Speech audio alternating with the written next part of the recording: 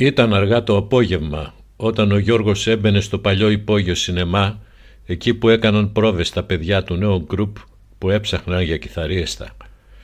Η αίθουσα ήταν σχεδόν άδεια, μόνο 3-4 ακόμα θεατές μαζί με 2 κοπέλες που έμεναν στη γειτονιά και πήγαιναν στο Λύκειο.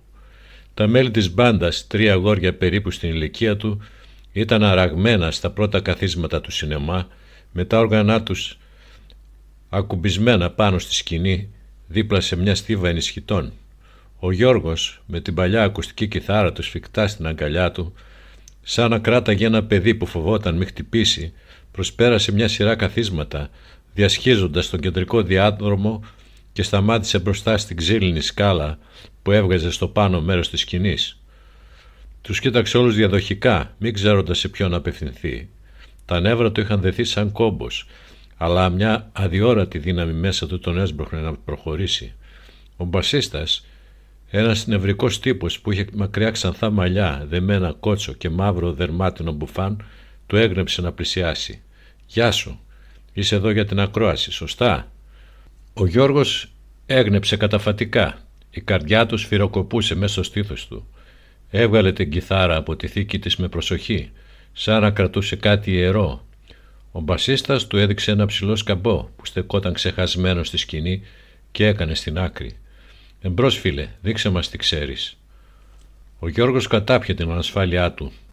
Ο αέρας γύρω του ήταν βαρύς, γεμάτος προσμονή και αδιόρατη πίεση. Τα βλέμματα όλων είχαν καρφωθεί πάνω του. «Ή τώρα ή ποτέ», σκέφτηκε ο Γιώργος. Η φράση αντίχησε μέσα του σαν τύμπανο πολέμου. Δεν υπήρχε χώρος για δισταγμούς.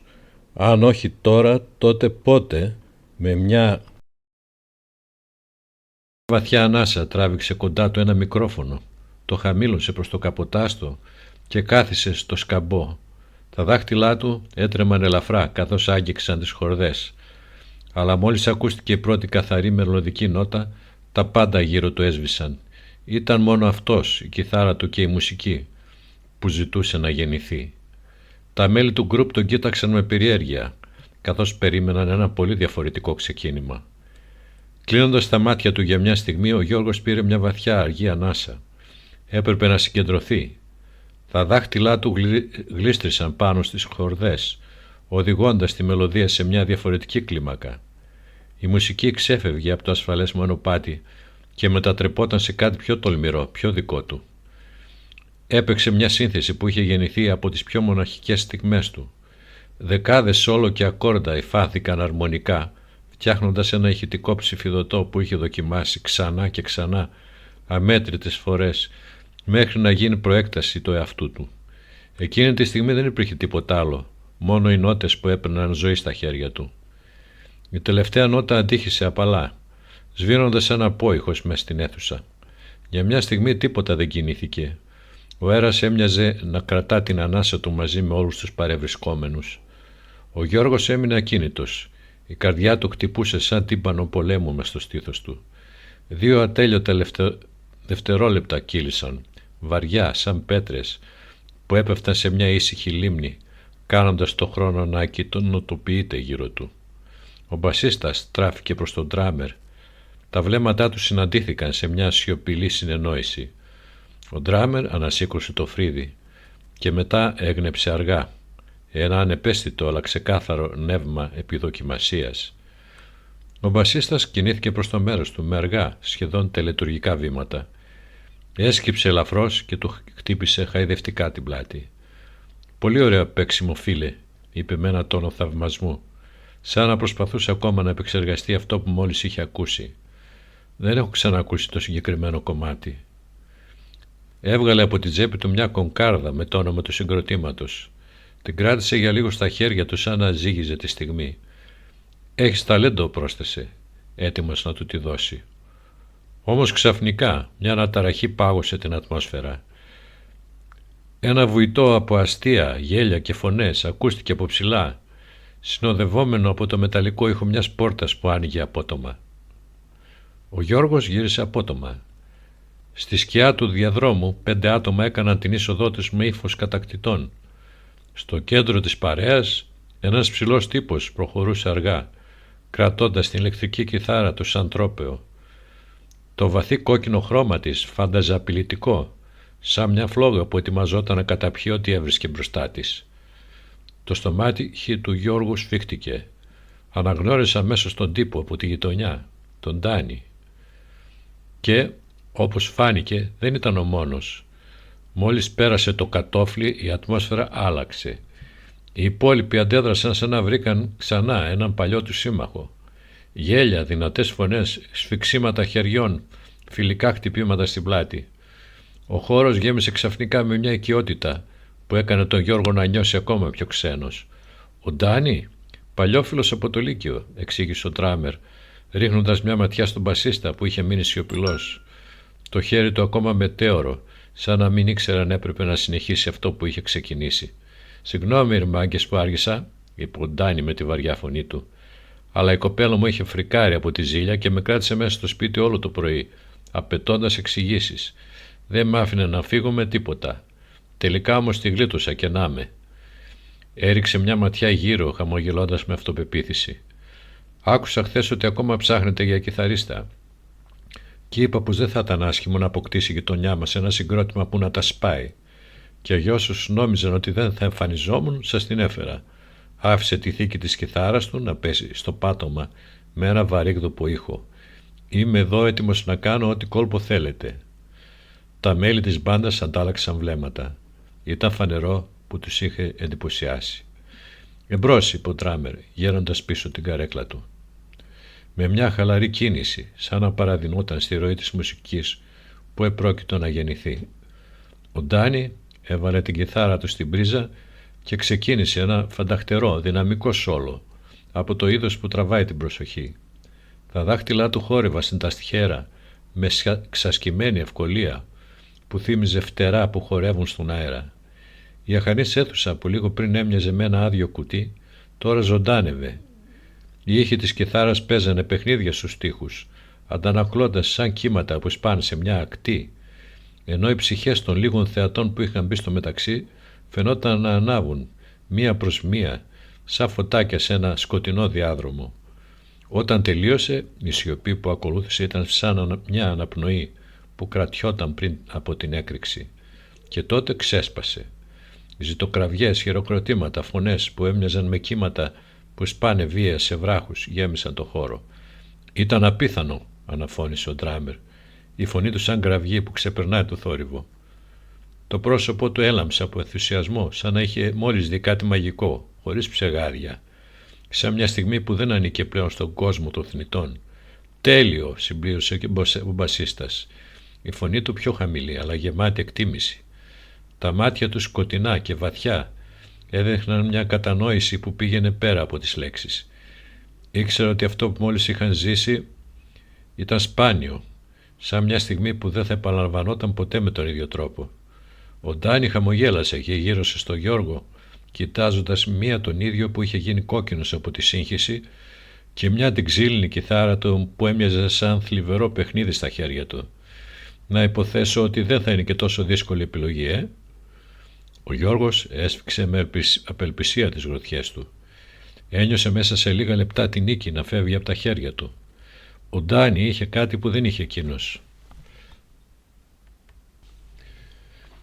Είχε την εμφάνιση, τη γοητεία και τον εξοπλισμό που θα έδινε ένα καινούριο χρώμα στο συγκρότημα. Τα μέλη του γκρουπ στράφηκαν ο ένας προς τον άλλον. Η σιωπή τους ήταν βαριά, γεμάτη από ερωτήσεις που δεν τολμούσαν να εκφράσουν. Η αμηχανία στον αέρα ήταν τόσο πυκνή που μπορούσες να την κόψεις με μαχαίρι. «Δεν μπορούμε να αποφασίσουμε τώρα», είπε τελικά ο αρχηγός του συγκροτήματος, με μια φωνή σπασμένη από την ένταση.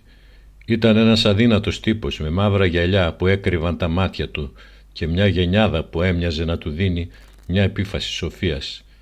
Αυτό το τελευταίο δυσκόλεψε τα πράγματα. Σταμάτησε σαν να έψαχνε να βρει τις σωστές λέξεις σε ένα ωκεανό αβεβαιότητας. «Θα ζητήσουμε τη γνώμη και του τέταρτου μέλους του γκρουπ, που σήμερα δεν είναι εδώ μαζί μας. Γι' αυτό θα συναντηθούμε πάλι αύριο, την ίδια ώρα. Μέχρι τότε θέλουμε να πάρουμε το χρόνο μας. Δεν θέλουμε να κάνουμε κάποιο λάθος που θα μετανιώσουμε». Η απάντησή του έμοιαζε με μια προσωρινή ανάσα, σε μια κατάσταση που έπνιγε όλους. Όμως η αβεβαιότητα παρέμενε, σαν μια σκιά που κρέμονταν πάνω από την αίθουσα, υποσχόμενη ότι η απόφαση που θα έπαιρναν δεν θα ήταν εύκολη, ούτε ανώδυνη. Ο Ντάνι χαμογέλασε με αυτοπεποίθηση και χτύπησε τον Γιώργο φιλικά στην πλάτη. «Καλή τύχη», του είπε, αλλά η χειρονομία του είχε μια δόση πρόκλησης. Ο Γιώργος δεν απάντησε. Μόνο έσφιξε την κιθάρα του πιο δυνατά, καταπνίγοντας την παρόρμηση να αντιδράσει. Ήξερε πως ανεξάρτητα από το αποτέλεσμα είχε δώσει τον καλύτερό του εαυτό. Η Λίζα ήταν ο λόγος που είχε φτάσει μέχρι εδώ και αυτό από μόνο του ήταν το πιο σημαντικό. Καθώς αποχωρούσε από την αίθουσα, η εικόνα της Λίζας θόλωνε τη φαντασία του και μια αίσθηση απελπισίας τον κυρίευσε. Πλέον δεν είχε να αντιμετωπίσει μόνο την αβεβαιότητα για το συγκρότημα, αλλά και το κόστος της νέας κιθάρας που είχε μόλις αποφασίσει να αγοράσει. Σκηνή.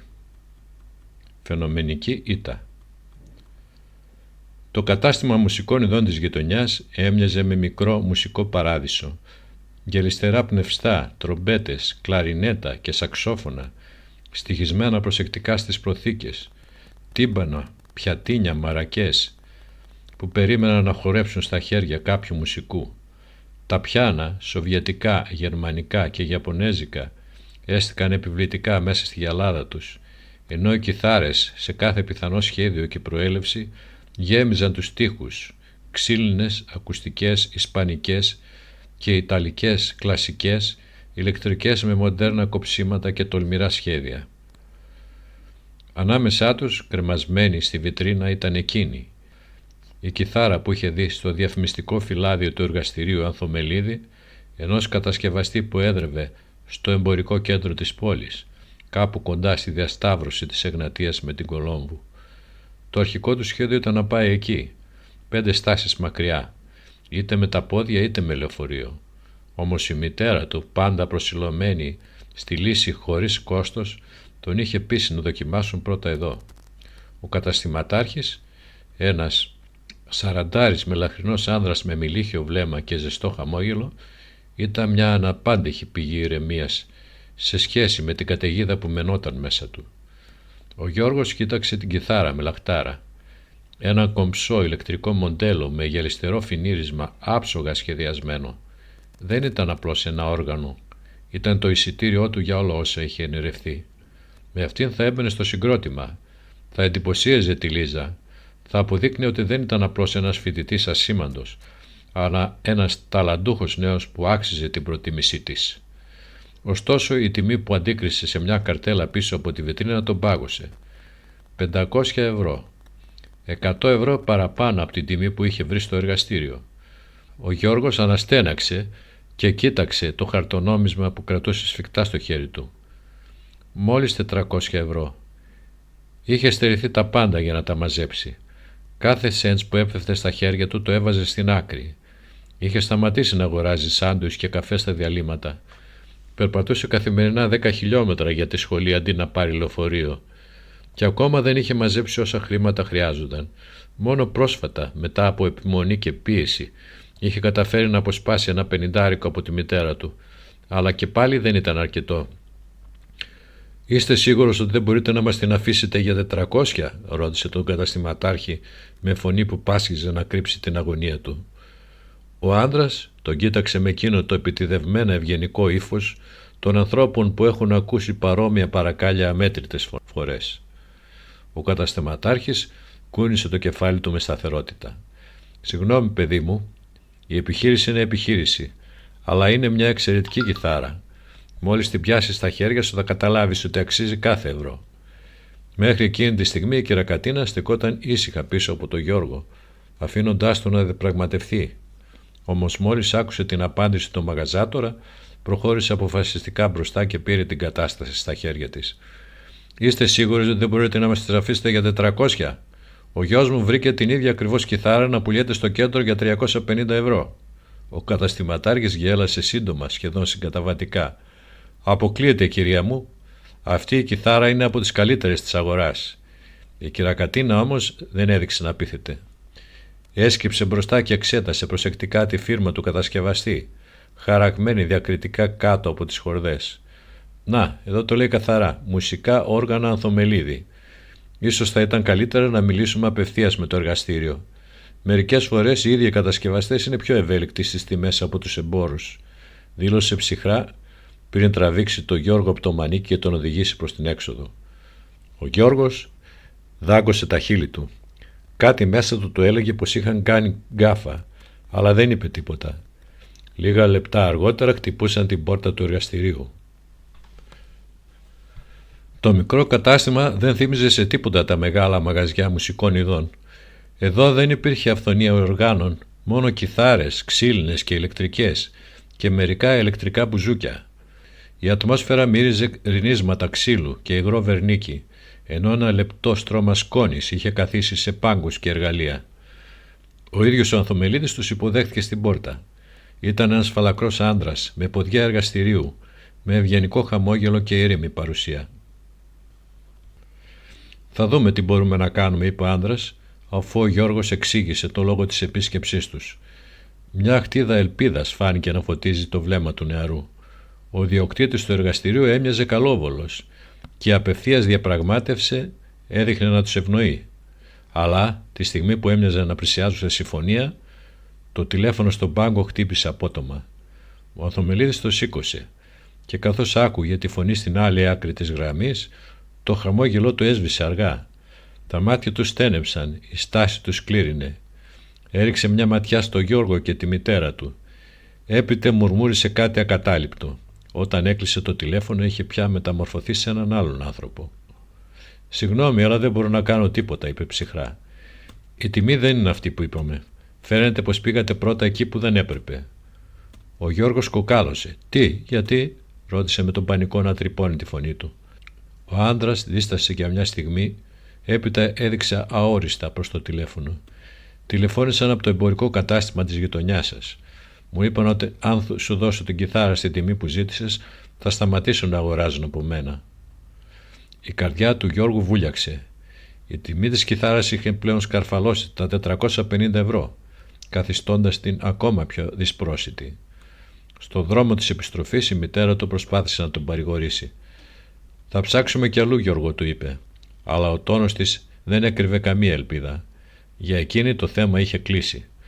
Θα μπορούσε βέβαια να μαζέψει το υπόλοιπο ποσό κάνοντας οικονομίες ως το τέλος της χρονιάς, αλλά τότε η θέση του στο συγκρότημα θα είχε χαθεί. Ήξερε πως αν έμενε με την παλιά του κιθάρα μέχρι την επόμενη ακρόαση, δεν θα είχε καμία πιθανότητα. Εκείνο το βράδυ, ξαπλωμένο στο κρεβάτι, κοιτούσε το ταβάνι με κενό βλέμμα. Το συγκρότημα είχε ήδη ξεκινήσει τις πρόβες του χωρίς αυτόν και το αυτάρεσκο πρόσωπο του Ντάνι που θα έπαιζε αντί για αυτόν στοίχιωνε τις σκέψεις του. Ο χρόνος κυλούσε αμήλικτος. Η προθεσμία για τη νέα ακρόαση πλησίαζε και η ευκαιρία να ξεχωρίσει, να αποδείξει το ταλέντο του και πάνω απ' όλο να τραβήξει την προσοχή της Λίζας ξεγλιστρούσε από τα χέρια του. Έχωσε το πρόσωπό του στις παλάμες του. Το βάρος της ήττας το συνέτριβε.